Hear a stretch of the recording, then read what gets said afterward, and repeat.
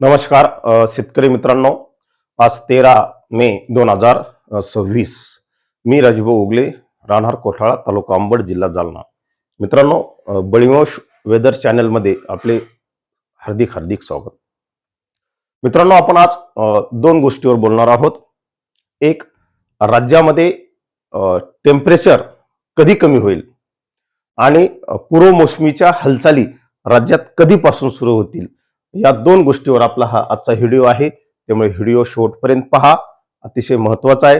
वाढते तापमान लक्षात घेता अनेक शेतकऱ्यांचे फोन येत आहेत की हे तापमान कधी कमी होईल. तर मित्रांनो, साधारणतः आज आहे 13. हे तापमान 20-21 तारखेपर्यंत याची तीव्रता ही अधिक राहील आणि 21 तारखेनंतर मात्र मित्रांनो त्याची तीव्रता कमी होत आहे. आणि 25 तारखेपासून राज्यामध्ये पूर्व मोसमीच्या हालचाली निर्माण होत असल्या कारणानं टेम्परेचर सुद्धा आपल्याला कमी होईल आणि कमी झालेले असेल. मित्रांनो, म्हणजे एकंदरीत तापमान हे 21 तारखेपर्यंत तीव्र असेल आणि त्यानंतर त्याचा उतरता क्रम असेल.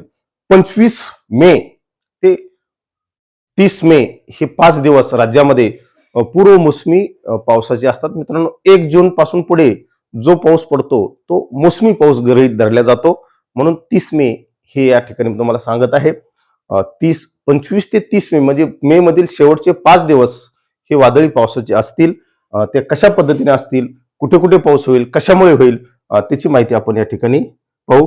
मित्रांनो, आपण पाठीमागे खूप दिवसापूर्वी एक बोललो होतो की अरबी समुद्र हा यावर्षी उष्ण आहे आणि अरबी समुद्र उष्ण असल्यामुळे या ठिकाणी लो प्रेशर निर्माण होऊ शकते. तर मित्रांनो, या मॉडेलकडून आपल्याला 20 तारखेला 20 मे ते 5 जून पर्यंत आपण पाठीमागे सांगितलं होतं 20 मे ते 5 जून पर्यंत अरबी समुद्रात लो प्रेशर सिस्टीम होऊ शकते. आणि या लो प्रेशर सिस्टीममुळे मित्रांनो राज्याच्या अंतर्गत भागात, किनारी भागात 21 ते 25च्या नंतर पावसाची हालचाली व्हायला, म्हणजे 25 तारखेनंतर पावसाची हालचाली वाढायला सुरुवात होत आहे. ही एक जमेची बाजू आहे. मित्रांनो, ही सिस्टीम जर तयार झाली तर निश्चित आपल्याकडे बाष्प खेचलं जाईल. साऊथ वेस्ट मान्सूनला सुद्धा ती पुश करेल. या साऱ्या गोष्टी आपल्याला सातत्याने पाहणं आहे.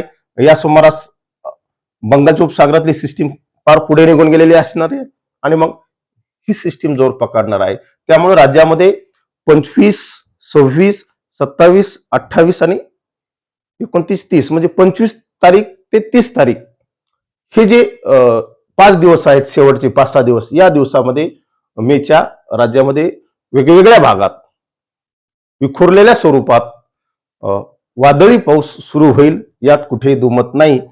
ते ECMWF नावाच्या मॉडेलने त्याचं विश्लेषण केलेलं आहे. ते आपण पाहू कशा पद्धतीने तो होईल. फारसा या मॉडेलने आपल्याला दाखवलेला नाही, परंतु त्याच्यात चेंजेस होऊ शकतात. कारण याचा मुख्य प्रभाव त्याने दक्षिणेकडे दाखवलेला आहे. राज्याच्या घाटावर याच्या ऍक्टिव्हिटीज त्यांनी दाखवलेल्या आहेत. त्यानंतर मराठवाड्याच्या दक्षिण मराठवाड्यामध्ये दाखवल्यामध्ये लातूर, धाराशिव, सोलापूर या पट्ट्यात आहे. छत्रपती संभाजीनगरच्या पट्ट्यामध्ये म्हणजे विभागामध्ये यामध्ये साधारणतः जालना, बीड, हिंगोली, परभणी, नांदेड या जिल्ह्यांचा समावेश होतो. या भागात सुद्धा पावसाच्या ऍक्टिव्हिटीज असतील. नाशिकच्या सुद्धा भागात पावसाच्या ऍक्टिव्हिटीज राहणार आहेत. परंतु मित्रांनो, या 25 मे ते 30 मे पर्यंत पूर्व मोसमी पाऊस हा राज्यात येणार आहे आणि तापमानापासून आपल्याला दिलासा मिळणार आहे. एवढंच या निमित्तानं या व्हिडिओमध्ये सांगतो. थांबतो. अधिक माहितीसाठी IMD सारख्या विश्वसनीय संस्थेला फॉलो करा. धन्यवाद. जय हिंद, जय महाराष्ट्र.